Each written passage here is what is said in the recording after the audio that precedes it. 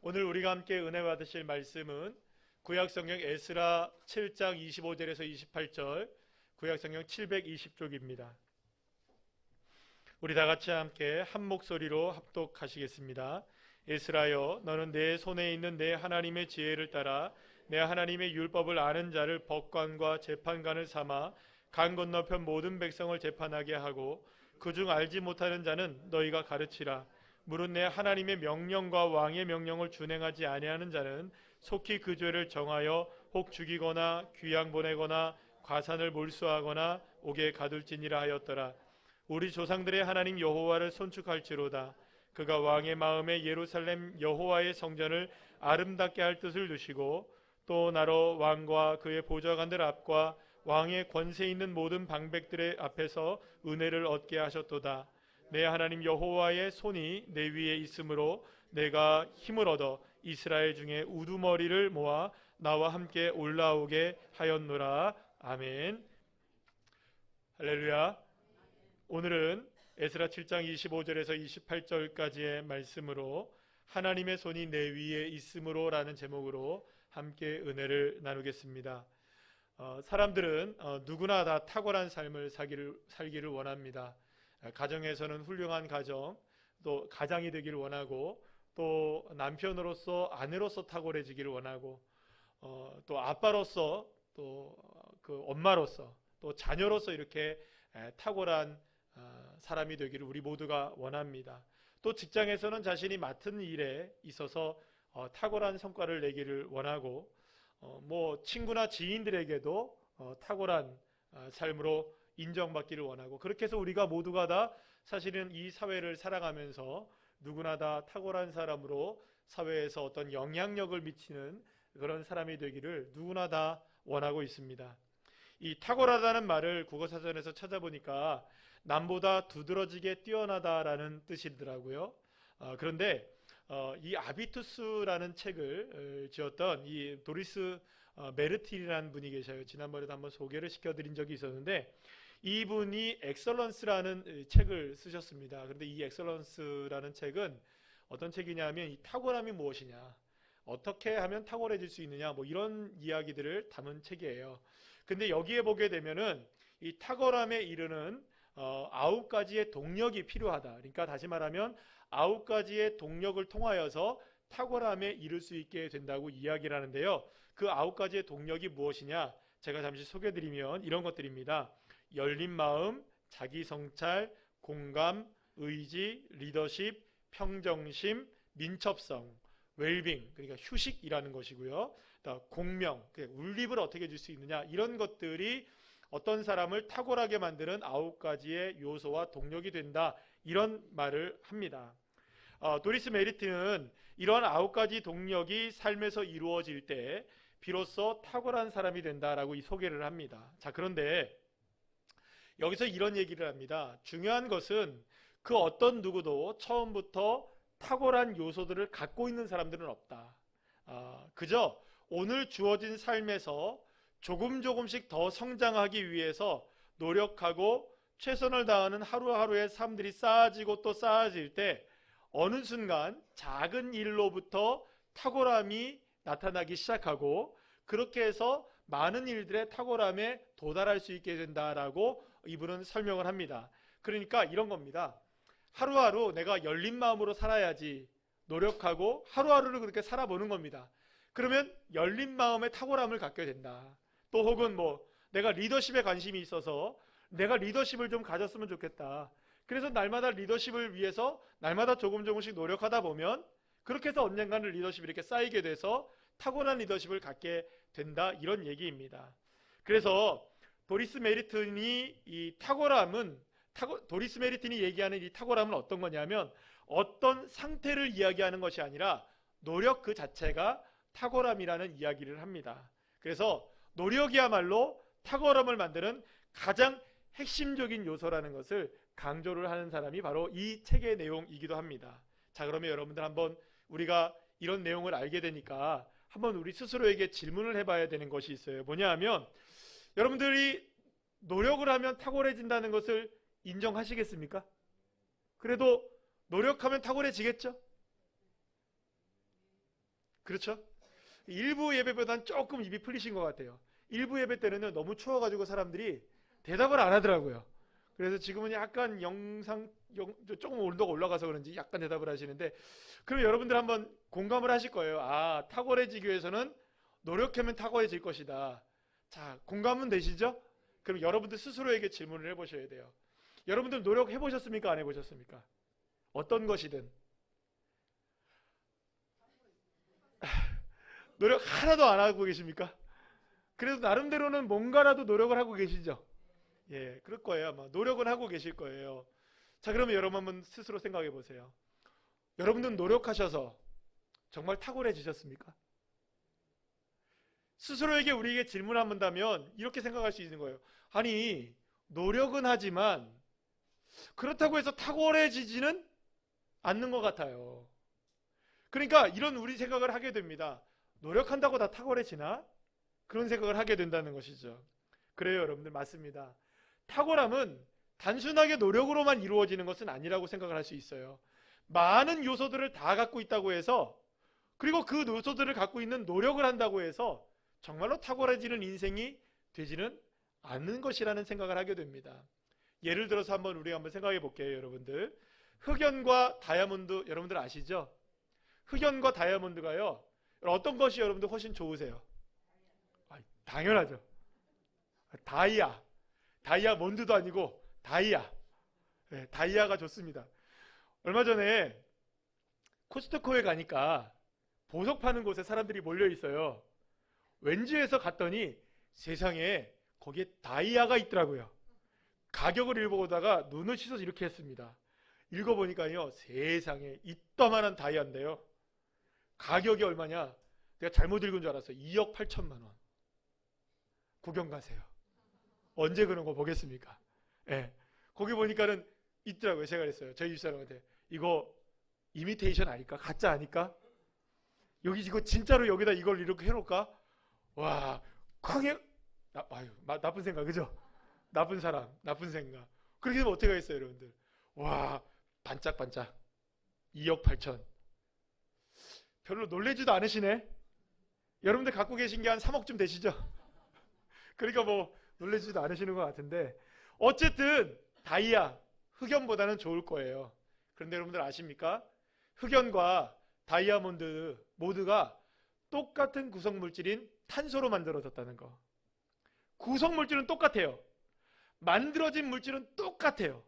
그런데 어떤 것은 흑연이 되기도 하고요, 어떤 것은 다이아몬드가 되기도 한다는 거예요.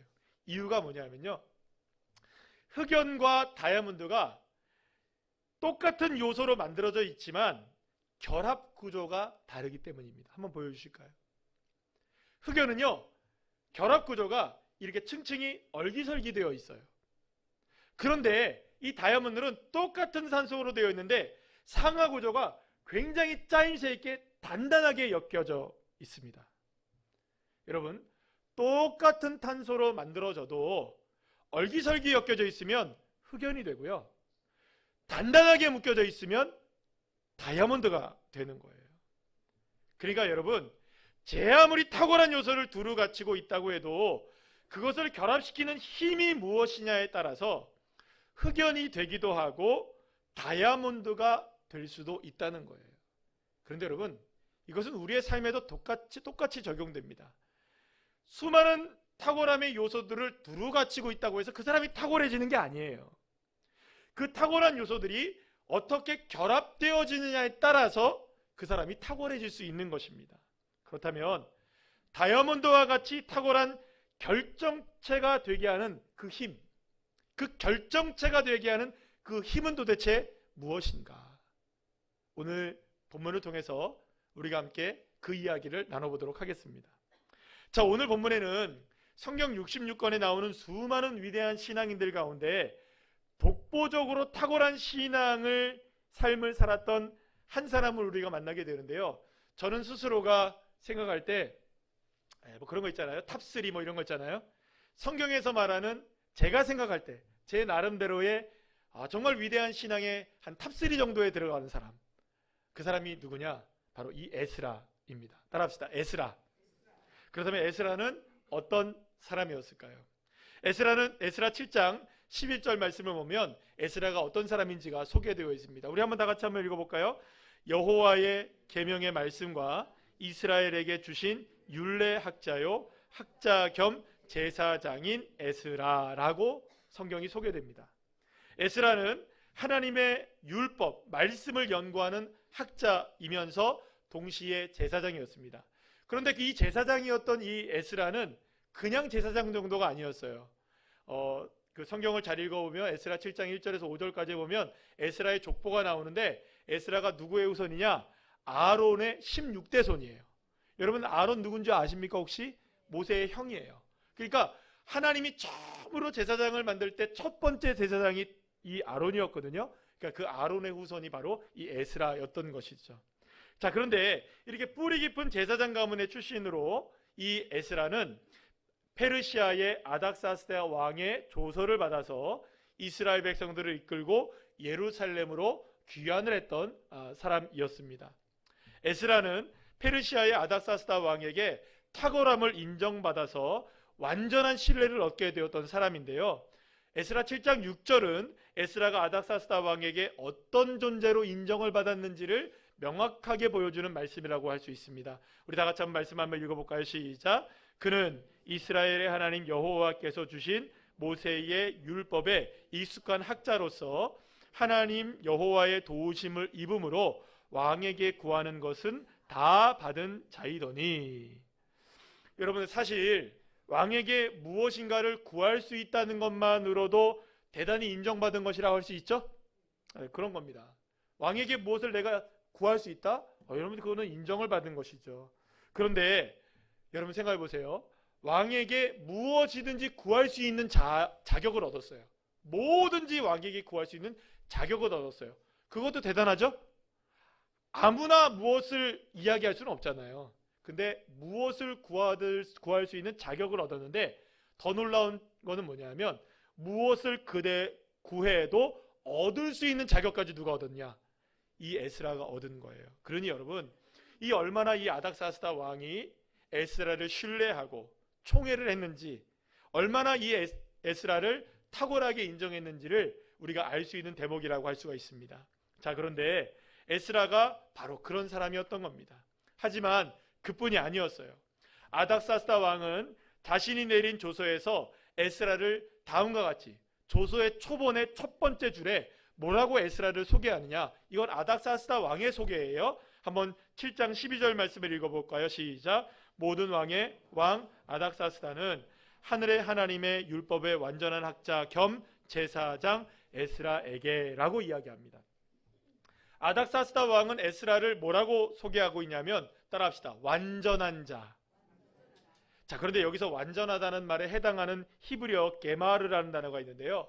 이것은 어떤 뜻을 갖고 있냐면 끝내다 완성하다라는 의미를 갖고 있어요. 이게 어떤 의미를 갖고 있습니까? 이 사람은 그러니까 하나님의 말씀을 이미 완성한 사람이에요. 이게 어떤 의미일까요? 하나님의 말씀을 끝낸 사람이에요. 어떤 의미일까요? 에스라의 삶을 보니 이 사람은 하나님의 말씀을 그대로 어떻게? 삶으로 살아낸 사람이더라. 정말로 하나님의 말씀을 그대로 살아냈고 이 사람을 보니 하나님의 말씀이 보이고 이 사람을 보니 하나님이 보이는 그런 존재가 누구였느냐? 바로 이 에스라였던 겁니다. 그래서 하나님의 완전한 말씀을 볼 수 있는 인생을 살았던 사람 조금만 올려주겠어요? 제가 목이 아파가지고 줄이면 안 됩니다. 지금. 자, 아닥사스다 왕은 에스라에게 하나님의 말씀을 완전하게 볼 수 있었던 그런 사람이었던 거예요.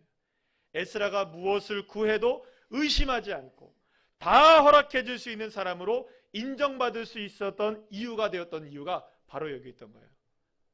뭘 볼 수 있는 사람?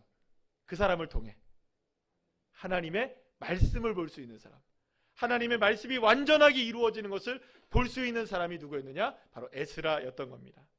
이렇게 에스라의 탁월함을 인정했던 아닥사스다 왕은 자신이 내린 조서에서 에스라를 단지 고향 땅 예루살렘으로 돌려보내는 것이 목적이 아니라 다음과 같은 놀라운 사명을 부여하게 되는 것을 보게 됩니다. 자, 오늘 보면 25절에서 26절 말씀을 함께 읽어볼까요? 시작.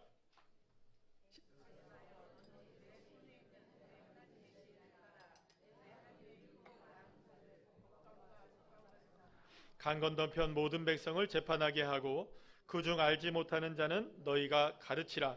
물은 내 하나님의 명령과 왕의 명령을 준행하지 아니하는 자는 속히 그 죄를 정하여 혹 죽이거나 귀양 보내거나 가산을 몰수하거나 옥에 가둘지니라 하였더라. 아멘. 아닥사스다 왕은 에스라에게 조서를 내리게 되는데요. 어떤 조서를 내리게 되느냐? 강 건너편. 강 건너편. 한번 지도를 띄워주시죠. 강 건너편이라고 얘기하는 이 강 건너편은요, 어떤 데를 이야기하냐면 이 유프라테스 강 서편을 얘기합니다. 그러니까 강 건너편 유프라테스 강 서편. 그러면 여러분들 지도로 보시면 아시겠지만 이 유프라테스 강 서편은 어느 지역까지 다 포함됩니까? 지금의 시리아나 이라크나 사우디아라비아까지 다 포함되는 지역이에요. 그러니까 아라비아 반도 전체를 말하는 것이 이 그 유프라테스 강 서편 쪽을 이야기하는 거예요. 자, 그런데 여기 보세요. 유프라테스 강 서편 쪽을, 이 지역을 누구에게 가르치게 하느냐? 관할하게 하느냐? 바로 에스라에게 다 맡긴 거예요. 유프라테스 강 서쪽 지역의 모든 백성들에게 하나님의 말씀을 가르치고 하나님 말씀을 기준 삼아 재판하고 하나님 말씀의 명령을 따르지 않는 사람 어떻게 하라고요? 죽이든지 귀양 보내든지 가산을 몰수하든지 옥에 가두든지 그거 누구 맘대로 해라. 에스라 맘대로 하라는 거예요. 여러분, 이러한 왕의 명령은 파격을 넘은 파격이라고 할 수 있어요. 왜냐하면 여러분, 고대 사회에서는요, 왕권이 가장 중요하죠. 그러면 왕권을 분산시켜야 됩니까? 집중시켜야 됩니까? 집중시키려면 권한을 어떻게 해야 돼요? 다 풀어버려야 돼요. 많은 사람들이 권한을 갖고 있으면 됩니까? 안 됩니까? 안 돼요. 그런데 에스라에게 강 건너편의 모든 정권을 다 맡깁니다. 그런데 놀라운 사실이 있어요. 이 정권을 맡기게 되는데 무엇으로 다스려라? 하나님의 말씀으로 다스려라. 만약에 하나님의 말씀을 모르면 가르쳐서라도 그 말씀을 따르게 하고, 가르쳤는데 말을 안 듣는다, 확 그냥 막 그냥 네 마음대로 알아서 해라. 여러분, 이건 어마어마한 사명을 받은 겁니다. 하나님의 말씀으로 아라비아 반도 전체를 다스리는 거예요. 원래는 여러분, 이스라엘 땅, 다시 한번 지도 띄워줘 보세요. 이스라엘 땅 저 맨 끝에 조그만 거 아시죠, 여러분들? 보입니까? 조그만 땅 보입니까? 잘 안 보이세요? 이스라엘 요르단 옆에 그 조그만 땅이에요. 그 땅만 여러분들 이 에스라에게 다스리라고 해도 대단한 일이잖아요. 근데 여기를 다 다스리라는 거예요. 하나님의 무엇으로? 말씀으로. 여러분, 이거는 뭐 하나님을 아는 사람 누구 얘기한 게 아니라 페르시아의 제국의 황제인 아닥사스다 왕이 이런 조서를 내린 거예요. 상상을 뛰어넘는 결정을 내린 겁니다. 자, 그렇다면 도대체 에스라가 어떤 삶을 살았기에 아닥사스다 왕에게 하나님의 완전한 사람으로 인정을 받았을 뿐만 아니라 이스라엘은 물론 아라비아 반도 전체를 하나님의 말씀으로 다스릴 수 있는 전권을 부여받는 탁월한 사람으로 인정받을 수 있게 되었는가? 그 이유를 에스라 7장 10절 말씀을 통해서 우리 확인할 수 있게 되는데요. 한번 10절 말씀을 다 같이 한번 읽어볼까요? 시작. 에스라가 여호와의 율법을 연구하여 준행하며 율례와 규례를 이스라엘에게 가르치기로 결심하였더라. 아멘. 에스라는요, 하나님의 말씀을 끊임없이 연구했습니다. 그러나 하나님의 말씀을 배우고 익히고 연구하는 것으로 끝난 것이 아니라 하나님의 말씀을 자신의 삶으로 살아내기 위해서 최선의 노력을 다했던 겁니다. 그리고 자신이 알게 되고 배우게 되고 익히게 되고 살아낸 하나님의 말씀을 자신의 삶을 넘어 이제는 이스라엘 백성들을 가르쳐야겠다는 꿈과 소망과 비전을 갖게 되었고 그렇게 결심하게 되었던 겁니다.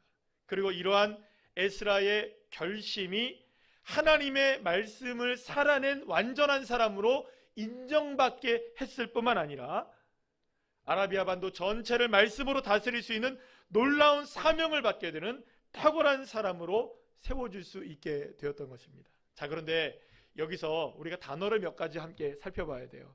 결심이라는 단어가 있습니다. 한번 따라할까요? 쿤이라는 단어인데요. 이 단어는 어떤 의미가 있냐면 확고하다, 준비하다, 확립하다, 고정되다라는 뜻이 있어요. 그러니까 어떤 마음이냐면 단순한 마음으로 내가 결심해야지, 마음으로 결심하고 마음으로 생각하는 것이 결심이 아니고요. 이 결심이라는 것은 삶에서 그것을 하나하나 확립해 나가고 구체적으로 하나하나 준비해 나가고 실행하는 것을 의미합니다. 따라합시다. 실행하고 준비해 나가고 확립해 나가는 것, 이게 결심인 거예요. 그러니까 작심 삼일 이렇게 하는 것, 이거 결심 아닌 거예요. 작심이라는 게 뭡니까? 하는 거가 작심인 거예요. 결심은 해야 합니다. 실제로 준비가 들어가야 되는 거예요. 진행되어야 하는 거죠. 에스라는 하나님의 말씀을 가르치기 위해서 철저하게 준비를 했던 겁니다. 자, 그렇다면 그 준비의 첫 단추가 뭐였을까? 어떤 결심으로 준비를 했을까? 바로 따라합시다. 연구와 준행. 자, 연구와 준행은 우리가 어떤 뜻이 있는지 한번 볼까요? 연구라는 다라쉬라는 말은요, 찾다, 구하다, 노력하다라는 뜻이 있는 히브리어고요. 준행에 해당하는 아사라는 이 단어는요, 일하다, 행하다, 만들다, 이루다라는 뜻이에요. 물론 언뜻 보면 두 단어가 서로 다른 단어처럼 보이지만 두 단어 모두가 무엇인가를 이루기 위해서 열심을 다해 최선의 노력을 다하는 것을 의미 담고 있다고 할 수가 있어요. 그렇기 때문에 에스라가 하나님의 말씀을 연구하고 준행했다는 것은 결국 하나님의 말씀을 자신의 삶으로 살아내기 위해서 최선의 노력을 다했다는 것이고요. 그러한 노력이 에스라의 삶을 변화시켰고 하나님의 말씀을 그대로 살아내는 에스라의 삶을 바라보고 있던 이 아닥사스다 왕의 마음을 감동시켰던 것이라고 말할 수가 있는 것입니다. 여러분, 우리 한번 생각해 보시죠. 여러분들 중에 그 누가, 여러분들 여기 계신 분들 중에서도 하나님의 말씀이 정말로 100% 믿어지는 분들이 계실 거예요. 그러나 여전히 하나님의 말씀이 안 믿어지시는 분들도 계실 거예요. 그럼 여러분 한번 생각해 봅시다. 하나님의 말씀이 믿어지든 안 믿어지든 이 말씀이 나쁜 말씀은 아닐 거 아니에요. 이게 우리를 죽이는 것은 아닐 거 아니에요. 우리를 살리려는 말씀 아닐 거예요. 맞죠? 여러분, 공자의 말씀, 맹자의 말씀 다 좋은 말씀입니까? 좋은 말씀 아닙니까? 다 좋은 것들입니다. 성경이 그보다 못하겠습니까? 그런데 왜 우리가 성경을 잘 믿지 못하는 줄 아시느냐? 외람되게도요, 제가 생각할 때는 뭐 다 그런 건 아니겠지만 성경을 살아내는 사람이 많지 않기 때문이 아닐까. 정말로 성경의 말씀을 살아내는 사람을 우리가 본다면, 성경의 말씀대로 삶을 살아가는 사람들을 우리가 만나게 된다면, 여러분들 말씀이 믿어질까요? 안 믿어질까요? 이거 누구의 책임일까요? 왜 전도가 안 되느냐? 왜 부흥이 안 되느냐? 왜 하나님의 나라가 이루어지지 않느냐? 말할 거 없습니다, 여러분. 내가 하나님의 말씀으로 살아내야 되는데 하나님의 말씀으로 살아내지 못하는 나, 그 한 사람으로 인하여서 말씀이 믿어지지 않게 되어질 수 있고요, 복음이 증거되지 않을 수 있고요, 하나님의 역사가 보여지지 않을 수 있게 되는 거예요. 사랑하는 여러분, 하나님의 말씀을 살아내려는 한 사람의 결단과 결심이 얼마나 놀라운 결과를 낳게 됐는지 우리가 이 에스라라는 사람을 통하여서 알게 되는 겁니다. 그러나 여러분, 분명히 알아야 할 것이 있습니다. 에스라의 결심은 정말 삶이 되었어요. 따라합시다. 결심이 삶이 되었다. 에스라의 삶이 말씀의 삶이 되었고, 말씀을 살아낸 삶이 결국 에스라의 탁월함으로 나타나게 되었던 것이었습니다. 그러나 여러분, 에스라가 그럼 이렇게 얘기할 거 아니에요. 당신 정말 인터뷰하는 거예요. 당신 정말 탁월하네요. 어떻게 이렇게 인정을 받았습니까? 어떻게 이렇게 탁월한 인생이 되었습니까? 그러면 여러분, 내가 탁월하게 됐던 이유를 설명해야 되잖아요. 이거는 지금 성경에 나와 있는 내용이고, 자기 자신 스스로가 내가 탁월해졌던 이유를 설명해야 되잖아요. 그렇잖아요. 그러면 우리가 이 에스라의 얘기를 들어봐야 진짜 탁월함의 비밀이 뭔지를 알 수 있게 될 것 같아요. 그래서 어떻게 이렇게 귀한 사명을 맡게 되고, 어떻게 이렇게 아닥사스다 왕에게 탁월함을 인정받게 되었는지, 그 이유를 오늘 본문 27절 28절 말씀을 통해서 에스라가 이렇게 고백을 합니다. 우리 다 같이 한번 읽어볼까요? 시작. 우리 조상들의 하나님 여호와를 송축할지로다. 그가 왕의 마음에 예루살렘 여호와의 성전을 아름답게 할 뜻을 두시고, 또 나로 왕과 그의 보좌관들 앞과 왕의 권세 있는 모든 방백의 앞에서 은혜를 얻게 하셨도다. 내 하나님 여호와의 손이 내 위에 있으므로 내가 힘을 얻어 이스라엘 중에 우두머리를 모아 나와 함께 올라오게 하였노라. 아멘. 할렐루야. 에스라는 자신이 하나님의 말씀을 연구하고 준행하며 예루살렘 성전을 아름답게 할 뜻을 갖게 되고, 왕에게 은혜를 입게 되어서 예루살렘으로 귀환할 수 있었던 그 모든 탁월함의 비결과 이유와 원인이 어디에 있느냐? 이렇게 고백합니다. 다 하나님 여호와의 손이 내 위에 있었기 때문에 가능한 일이었습니다.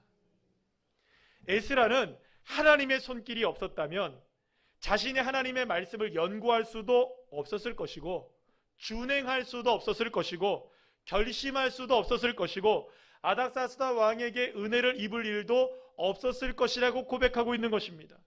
그러니까 이 모든 것들이 다 하나님의 은혜의 손길이 에스라의 삶 위에 있었기 때문에 가능했다고 에스라가 고백하고 있는 것입니다. 사랑하는 여러분, 그렇습니다. 에스라가 탁월하게 인정을 받을 수 있었던 것은 단순히 에스라의 열심 있는 노력 때문이 아니었던 겁니다. 물론 여러분, 에스라가 노력했습니까? 안 했습니까? 처절하게 노력했습니다. 노력 없이는 안 될 일이었습니다. 그러나 노력만으로 이루어진 것은 아니었다는 거예요. 노력을 안 했다는 게 아닙니다. 노력했습니다. 그러나 그것이 결코 전부는 아니었다는 거예요. 에스라는 자신의 노력 그 위에 하나님의 손길이 있었기 때문에 노력도 열매를 맺을 수 있게 된 것이고, 할렐루야. 하나님의 손길이 있었기 때문에 아닥사스다 왕에게 인정을 받을 수 있게 되었던 것이고, 하나님의 손길이 있었기 때문에 놀라운 사명을 부여받을 수 있게 되었다고 고백하고 있는 것입니다. 물론 여러분, 에스라에게 이런 모든 상황 속에서 어려움이 있었을까요? 없었을까요? 있었을 거예요. 분명히 있었습니다. 그리고 이제 지금은 7장이지만 이번 주 우리가 8장의 말씀을 우리가 보고 9장 10장 쭉 넘어가거든요. 그러면 그 내용 중에서도 보면 에스라가 많은 어려움을 당하는 이야기들이 나와요. 그런데 여러분들, 그러한 모든 순간에 에스라는요, 절대로 자신의 탁월함을 의지하지 않습니다. 노력으로 그 상황을 이겨내지 않습니다. 다시 말씀드립니다. 노력이 없는 게 아닙니다. 좋은 성품을 갖지 않은 것도 아닙니다. 아까 전에 말했던 이 9가지 요소들 두루 갖추고 있던 사람이 누굴까요? 사실은 에스라였어요. 그거 의지해야 되는데 그거 의지하지 않습니다. 딱 하나 의지합니다.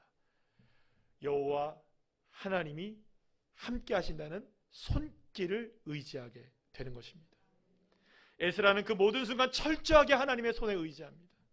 하나님의 손이 함께 하신다는 이 믿음으로 오직 하나님의 손길만을 믿고 의지하며 기도하면서 모든 난관과 어려움들을 극복하고 헤쳐나가게 되었던 것입니다. 사랑하는 여러분, 탁월함은 노력만으로 이루어질 수 있는 것이 아닙니다. 제 아무리 탁월한 요소들을 다 두루 갖추고 있다고 해도 탁월함을 결정짓는 힘은 같은 능력을 가지고 있다고 해도 여러분들, 어떤 사람들은요, 우리 아까 처음에 말씀 나눴잖아요. 그 수많은 요소들을 똑같이 갖고 있다고 해도요, 어떻게 그것을 결정짓느냐에 따라서 흑연이 될 수도 있고요, 다이아몬드가 될 수도 있는 거예요. 사랑하는 여러분, 그렇다면 저와 여러분의 그리스도인으로서 탁월함을 결정짓는 과연 힘은 무엇일까요? 바로 그 결정짓는 힘, 하나님의 손길임을 믿으시길 바랍니다. 그리고 이 놀라운 하나님의 능력이 자신의 삶 위에 있을 뿐만 아니라 언제나 자신의 인생을 이끌어가는 힘임을 믿었던 사람이 누구냐? 바로 이 에스라였던 것이고요. 이런 에스라는 오늘을 살아가고 있는 저와 여러분에게, 우리 모두에게 이 땅을 살아가면서 어떻게 하면 그리스도인으로서 탁월한 비전을 가지고 살아갈 수 있는지에 대한 것을 분명하게 이야기해주고 있는 탁월한 인물이라고 할 수가 있는 것이죠. 사랑하는 여러분, 하나님의 말씀을 깊이 연구하시기를 축복합니다. 하나님의 말씀을 읽기를 소망합니다. 하나님의 말씀을 들으시길 바랍니다. 그리고 묵상하시길 바랍니다. 그리고 말씀을 살아내는 그리스도인들이 되시기로 결심하시기를 축복합니다. 그러나 여기서 무엇보다 한 가지 중요한 것이 있습니다. 우리는 누군가를 가르치기에 앞서서 분명하게 생각해야 되는 것이 있어요. 우리의 말씀을 내 삶을 통해 살아내려는 결심이 필요하다. 그럴 때 내 삶이 하나님의 말씀으로 변화되어지고 변화된 내 삶의 모습을 사람들이 인정해 줄 때 이 모든 것을 탁월하게 빚어가시는 하나님의 손길을 통해, 사랑하는 여러분, 힘있는 인생이 되게 하신, 할렐루야, 승리하게 되는 인생이 되게 할 줄로 믿으시길 바랍니다. 사랑하는 여러분, 사실 저와 여러분에게 있어서 그런 마음들이 좀 있었으면 좋겠어요. 뭐 이런 거 있잖아요. 여러분, 버킷리스트, 뭐 챌린지, 뭐 그 도전하는 거, 뭐 그런 거 있잖아요. 올해가 다가기 전에 뭐 시간이 없다 할지라도 내년 한 해 동안에 여러분들 한번 도전해 보세요. 어떤 도전이냐? 하나님 앞에 기도하시면서, 하나님, 내가 우리 가족에게, 그리고 내 지인들에게, 내 직장에서, 와, 너 요즘에는 좀 뭐가 달라졌어. 당신 요즘에 좀 달라진 것 같아. 엄마 아빠 요즘 달라진 것 같아.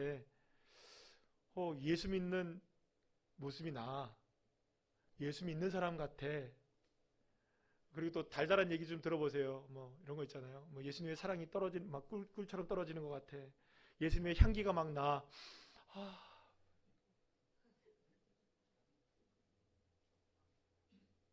여러분, 그런 소리를 한번 들어보시는 거 어떨까요? 그런 얘기를 들어보시는 게 어떨까요? 여러분 들어보셨어요? 여러분 들어보셨습니까? 안 들어보셨으면 말을 하지 마세요. 전 들어봤거든요. 기분 째집니다. 정말 하나님, 막 눈물이 날 정도로 기분이 너무 감사하고 기뻐요. 여러분들 한번 생각해 보세요. 내가 하나님께 영광 돌리며 하나님의 말씀대로 살았는데 나를 향해서 내가 그 소리를 들을 수 있다는 건, 여러분, 살면서 평생에 그런 이야기를 들을 수 있다는 건 얼마나 축복된 일입니까? 여러분들, 그리고 또 한 가지 한번 생각해 보세요. 우리 교회에서 말씀으로 살아내고 말씀을 살아내는 사람은 목사님 한 분이면 충분하죠?